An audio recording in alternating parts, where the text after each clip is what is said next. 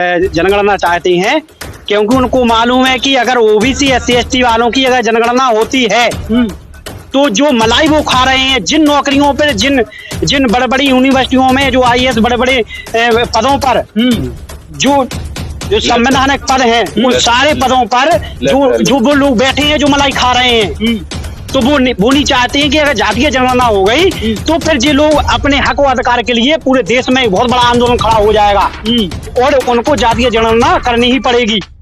और इससे हम लोग जो पिछड़ी जाति के लोग हैं, जो एससी एसटी ओबीसी के लोग हैं, ये अपना हक अधिकार पे कब्जा कर लेंगे, क्योंकि आंदोलन हो जाएगा तो उनकी सरकार चली जाएगी मनुवादियों की। तो जातीय जनगणना जो लोग नहीं कराना चाहते हैं, तो हम उनसे कहना चाहते हैं कि आप पहले जाति खत्म कर दीजिए, आप जाति खत्म कीजिए, आप जाति खत्म कर दीजिए, पूरा देश का मुद्दा ही खत्म हो जाएगा। पूरा जाति खत्म करके फिर क्या लाएंगे? जाति जब खत्म हो जाएगी तो आरक्षण, एक समान शिक्षा लागू पद्धति लागू कर दीजिए, क्योंकि जब कलेक्टर का लड़का, विधायक का लड़का, सांसद का लड़का, गरीब किसान मजदूर का लड़का एक ही क्लास में पढ़ेगा, एक ही पुस्तक से पढ़ेगा, तो हमें कोई आंदोलन करने की जरूरत नहीं पड़ेगी।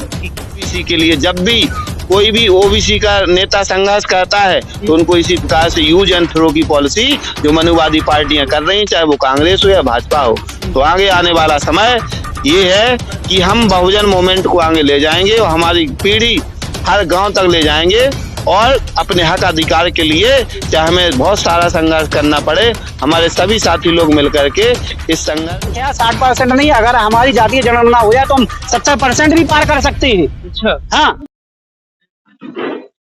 बहुत बहुत स्वागत है। आप देखना शुरू कर चुके हैं आर्टिकल 21 और हम हैं आपके साथ प्रेम कुशवाहा। हम हैं मध्य प्रदेश के निवाड़ी जिले में और निवाड़ी में आज बाबू जगदेव प्रसाद जी का आज शहादत दिवस मनाया गया और जिसमें जातिगत जनगणना को प्रमुखता से उठाया जाए, इसके लिए एक प्रोग्राम किया गया था और प्रोग्राम के आयोजकों से आज बात करेंगे। तो डॉक्टर साहब बहुत बहुत स्वागत है आपका। नमस्कार, मैं ओबीसी डॉक्टर प्रीतम सिंह कुशवाहा, जिलाध्यक्ष ओबीसी महासभा जिला निवाड़ी से हूँ। सबसे पहले आपका बहुत बहुत धन्यवाद जो हमारी बात मीडिया के माध्यम से पहुंचा रहे हैं। क्या उद्देश्य लेके आज का जो प्रोग्राम हुआ था, क्या मांगे आपकी रही हैं जिसमें आपने ज्ञापन भी दिया है? देखिए, आज आपको पता होगा कि हमारे भारत देश के लेनिन जगदेव प्रसाद जो थे कुशवाहा जी, उनकी आज शहादत दिवस पर हम लोगों ने एक मुद्दा रखा है, देश मांगे जाति जनगणना। तो मेन मुद्दा है हमारा कि जातिगत जनगणना कराइए, जिससे कि हमें अपने हक अधिकार मिल सकें। जब तक जातिगत जनगणना नहीं होगी हम लोग पीछे नहीं हटेंगे। देखिए, पेड़ों की गिनती होती है, भेड़ों की गिनती होती है, जब तक कि इनकी हिजड़ों की भी गिनती होती है, लेकिन पिछड़ों की गिनती की कोई बात नहीं होती है। तो इसलिए हम लोगों ने ठाना है, ओबीसी महासभा ने ठाना है कि हम लोग जातिगत जनगणना करा के ही रहेंगे। बाबू जगदेव प्रसाद जी ने कहा है कि 100 में 90 शोषित हैं, शोषितों ने ललकारा धन धरती पे और राजपाट पे, मतलब 10-90 की जो लड़ाई छेड़ी थी, तो उससे आप क्या मतलब? देखिए, जो उन्होंने लड़ाई छेड़ी थी उसी मुहिम को लेकर हम लोग चल रहे हैं और उनकी मुहिम को पूरा करके ही रहेंगे, तभी उनकी हम सच्ची शहादत दिवस के रूप में आने वाले समय में उनका भव्यता के रूप में मनाएंगे। जिस प्रकार से हमारे महापुरुषों ने अपने इतिहास को लिखा है और हम लोगों ने पढ़ा है, उस इतिहास को हम भुला नहीं पाएंगे और आने वाले समय में ओबीसी महासभा के द्वारा विशाल भव्य आयोजन किया जाएगा। जब तक कि हम लोग अपना जातिगत जनगणना नहीं ले लेते हैं, अपनी हिस्सेदारी नहीं ले लेते हैं, तब तक गम खाने वाले नहीं। कार्यक्रम में जयप्रकाश जी, इस कार्यक्रम में बाबू जगदेव प्रसाद जी के साथ साथ में जातिगत जनगणना को प्रमुखता से रखा गया है। तो एक तरफ जातिगत जनगणना की आप बात कर रहे हैं कि करवाइए, दूसरी तरफ एक विशेष वर्ग ने एक मीटिंग की है, सभा बुला के, और उसमें तय किया है कि जातिगत जनगणना से जाति द्वेष फैलेगा। तो ये इतना विरोधाभास, ये जो बातें कर रहे हैं, जो मनुवादी एजेंडा की पार्टियां हैं कि जातिगत जनगणना से देश में द्वेष फैलेगा, तो ऐसा नहीं है। देश में जब हर जानवर की, पक्षी की, सबकी गिनती होती है, तो पिछड़ों की गिनती क्यों नहीं होती है? आज जो कांग्रेस जो इस बात को उठा रही है, तो पहले कांग्रेस अपने जो उनके शासित राज्यों उनमें तो शुरू करे। ये कांग्रेस से भी सवाल है, और भाजपा तो चाहती ही नहीं कि जातिगत जनगणना हो। अगर वो जानते हैं कि अगर जातिगत जनगणना हो गई तो समझ लो ओबीसी का जो है वो बच्चा इस आजादी के जो स्वच्छंद आजादी है, एक प्रकार से शिक्षा, स्वास्थ्य और रोजगार की, उसमें कूद पड़ेगा। आज हमारे लोगों को जो अभी भी गुलाम है, उन्हें वो पूर्ण रूप से आजाद नहीं है। क्यों? क्योंकि उनको दबाया गया है, उनके अधिकारों को छीना गया है। तो सबसे पहले मैं ये चाहता हूं कि अगर आज जो बीजेपी सत्ता में है, तो सबसे पहले अगर वो ओबीसी के इतने सारे बात करती है ओबीसी के हितों की, तो वो बीजेपी इतनी डर क्यों रही है ओबीसी की जनगणना से? और कांग्रेस भी उसके कुछ राज्यों में है, तो वो अपने राज्यों से शुरू करे ना, वो अपने राज्य स्तर पर ये जातिगत जनगणना लागू करे। ओबीसी की जो जनसंख्या है, जो आज 60 से लेकर 70 प्लस है, और ये उसके अनुपात में नहीं दे रहे। आज हमारी पीढ़ी, प्रथम पीढ़ी शिक्षित नहीं हो पाई है, उनकी कई पीढ़ियां शिक्षित हैं। तो हमारी जब पहली पीढ़ी शिक्षित होकर के इतना अधिकार जान रही है, तो वो जान रहे हैं कि अगर ये ओबीसी के लोग अगर जागरूक हो गए।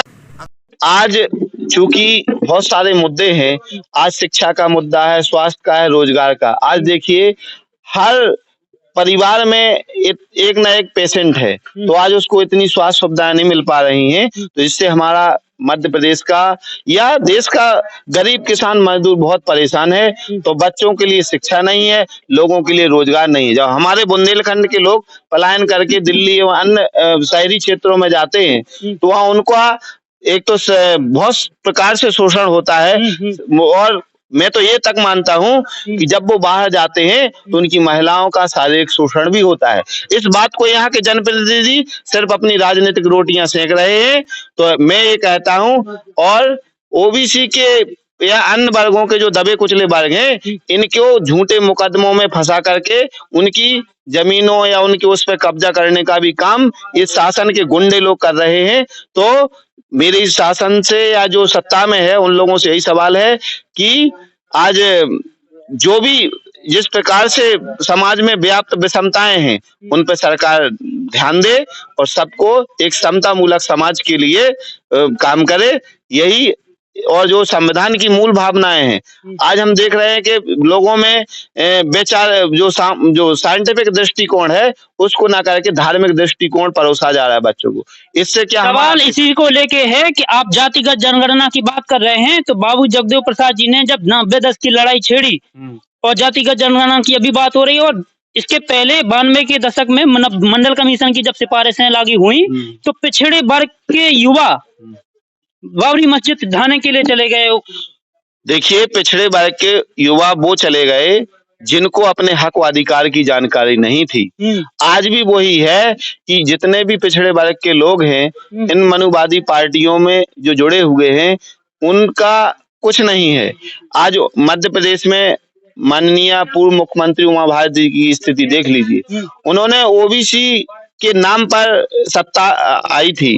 जब मानवर सुखलाल कुशवाहा संघर्ष कर रहे थे, तब सुखलाल कुशवाहा जब इस देश में 2 पूर्व मुख्यमंत्रियों को एक साथ हराया था उन्होंने सतना से, तो सुखलाल कुशवाहा को एक उभरता हुआ लीडर के रूप में बीबीसी ने बताया था उस समय, और 3 दिन तक उनकी खबर नहीं दी गई कि सुखलाल कुशवाहा जीत गए। लेकिन बाद में जब सुखलाल कुशवाहा उभरने लगे, माननीय काशीराम साहब का आशीर्वाद रहा उन पर, तो उसको दबाने के लिए बीजेपी ने क्या किया कि सुखलाल कुशवाहा को कैसे कमजोर किया जाए। तब उन्होंने कहा कि एक काम करिए, ओबीसी का ही एक डुप्लीकेट नेता लेके आते हैं। तो वो आया, लेकिन चूंकि हमारे वो ओबीसी के हैं, हमारी बुआ है, दीदी, कुछ भी समझ लीजिए, हमारे मध्य प्रदेश की हैं, हम उनका सम्मान करते हैं। लेकिन दुख इस बात का है कि आज उन्होंने जिनका उपयोग किया, उन्हीं को आज एक कचरे मने में एक दूध में से मक्खी निकाल कर फेंक देते से फेंक दिया।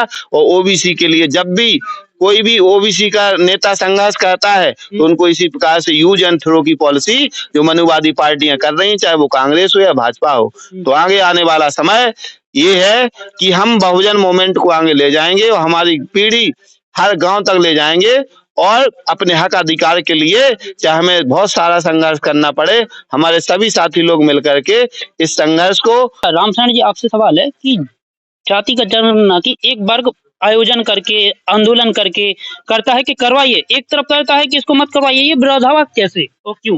देखो, सबसे पहले तो ये है कि भारत के अंदर जातीय जनगणना का विषय है, जे आखिर इसको लाना कौन नहीं चाहता है। इसको हमारे देश के युवाओं को समझना चाहिए कि आखिर 78 साल देश को आजादी हो गई, लेकिन आज भी भारत की 60% आबादी, बल्कि 90% आबादी आज अपने हिस्सेदारी के लिए आज जूझ रहा है। गरीब है, किसान है, मजदूर है, इनके पास इनको खुद के खाने के लिए किसान को उनकी। सवाल आपसे यह है कि एक वर्ग चाह रहा है कि जातिगत जनगणना हो, करवाई जाए, एक वर्ग बोल रहा है कि ना करवाई जाए, ये विरोधाभास क्यों? इसलिए है क्योंकि वो है, इसलिए नहीं चाहते हैं जनगणना चाहते हैं क्योंकि उनको मालूम है कि अगर ओबीसी SC ST वालों की अगर जनगणना होती है तो जो मलाई वो खा रहे हैं, जिन नौकरियों पर, जिन बड़े बड़ी यूनिवर्सिटियों में जो IAS बड़े बड़े पदों पर जो संवैधानिक पद हैं, उन सारे पदों पर जो वो लोग बैठे हैं जो मलाई खा रहे हैं, तो वो नहीं चाहते हैं कि अगर जातीय जनगणना हो गई तो फिर ये लोग अपने हक और अधिकार के लिए पूरे देश में एक बहुत बड़ा आंदोलन खड़ा हो जाएगा और उनको जातीय जनगणना करनी ही पड़ेगी। और इससे हम लोग जो पिछड़ी जाति के लोग हैं, जो SC ST OBC के लोग हैं, ये अपना हक अधिकार पे कब्जा कर लेंगे क्योंकि आंदोलन हो जाएगा तो इनकी सरकार चली जाएगी मनुवादियों की, और जब मनुवादियों की सरकार चली जाएगी तो फिर इनके लिए कांवड़ कौन ढोएगा, इनके मंदिरों पे चंदा कौन चढ़ाएगा, इनके मंदिरों पे चंदा कौन चढ़ाएगा। तो वो तो चाहते हैं कि OBC SC ST वाले और जातीय जनगणना इनकी ना हो, ना ये अपने हक और हिस्सेदारी की बात कर सके, इसलिए वो जनगणना नहीं चाहती है। और दूसरा जो वर्ग है, जो आप कह रहे हैं कि एक वर्ग है कि जो जनगणना चाहता है, वो एक वर्ग है जो नहीं चाहता है। तो जो दूसरा वर्ग है जो कह रहा है कि जातीय जनगणना होनी चाहिए, लेकिन उनका तर्क ये है कि जातीय द्वेष फैलेगा। जब जातियां बनाई गई हैं, जब जाति द्वेष नहीं फैला है, जातिगत जब गिनती की बात आई है, तो इस पे क्या वो आपका स्टैंड होगा? इस पे ये है कि इसलिए वो कह रहे हैं, इसलिए कह रहे हैं क्योंकि अगर OBC SC ST वाला अगर जातीय जनगणना उनको मालूम चल जाए, जैसे मुझे मालूम चल जाए कि हमारी संख्या 50 है और 50 नौकरियां निकल रही हैं, तो हमको 50 नौकरी मिलनी चाहिए ना। और जो लोग नहीं चाहते हैं जातीय जनगणना, वो इसलिए नहीं चाहते हैं जातीय जनगणना, वो जनगणना चाहते हैं जो लोग। आप लोग जो तर्क देते हैं कि जातीय जनगणना करवाओ क्योंकि हमारी आबादी 7% है, 7% का आंकड़ा कहाँ से आया? देखो, ऐसा है, जातीय जनगणना का जो आंकड़ा है ऐसे आया है कि 10% सामान्य जाति के लोग हैं, ठीक है, और जो SC ST के और OBC के मिला के 49.5% रिजर्वेशन के हिसाब से हम लोग। रिकॉर्ड है कि अनुमान लगाया जा रहा है? नहीं, रिकॉर्ड है, जो आरक्षण दिया गया है, जो संविधान के अनुसार जो उसमें लिखा है 49.5% के लगभग, और SC ST के लिए जो 7.5% मिला के पूरा 49 कुछ पॉइंट होता है, तो इस हिसाब से हमारा 50% वो बताते हैं OBC का। लेकिन जैसे जो तो अनुमान का है, आप जहाँ रहते हैं आपको भी मालूम है कि आपके गांव में, आपके शहर में, आपके जिले में किसकी कितनी संख्या है, वो तो आपको मालूम है। वैसे हमको भी मालूम है कि हमारी संख्या 60% नहीं, अगर हमारी जातीय जनगणना हो जाए तो हम 70% भी पार कर सकते हैं। अच्छा, हाँ, इसीलिए तो जनगणना नहीं चाहते हैं ना तुम, कि जातीय जनगणना हो जाएगी तो पूरा सिस्टम ही खत्म हो जाएगा। वो सरकारी पदों पर वो जो देश की लूट मचाए हुए हैं, पूरे देश पे धर्म के नाम पर बड़े बड़े भंडारे कराए जा रहे हैं। क्यों कराते हैं भंडारा? भंडारा इसलिए कराते हैं भंडारा क्योंकि भंडारे के लिए लोग दौड़ते हैं, लेकिन स्कूल के लिए भंडारा क्यों नहीं कराते हैं? क्योंकि जब हमारे बच्चे पढ़ेंगे, हम लोग पढ़ेंगे, तो हम अपने हक और अधिकारों के लिए आवाज उठाएंगे। तो इसलिए ये लोग, जैसे स्कूलों की शिक्षा देख लीजिए आप, जातीय जनगणना हमारा मुख्य विषय है, लेकिन पहला तो सबसे बड़ा है कि शिक्षा। कि हमारे देश में जो आपने कहा है सबसे पहले जैसे जाति जनगणना जो लोग नहीं कराना चाहते हैं, तो हम उनसे कहना चाहते हैं कि आप पहले जाति खत्म कर दीजिए। आप जाति खत्म कीजिए, आप जाति खत्म कर दीजिए, पूरा देश का मुद्दा ही खत्म हो जाएगा पूरा। जाति खत्म करके फिर क्या लाएंगे? जाति जब खत्म हो जाएगी तो आरक्षण एक समान शिक्षा लागू पद्धति लागू कर दीजिए। क्योंकि जब कलेक्टर का लड़का, विधायक का लड़का, सांसद का लड़का, गरीब किसान मजदूर का लड़का एक ही क्लास में पढ़ेगा, एक ही पुस्तक से पढ़ेगा, तो हमें कोई आंदोलन करने की जरूरत नहीं पड़ेगी।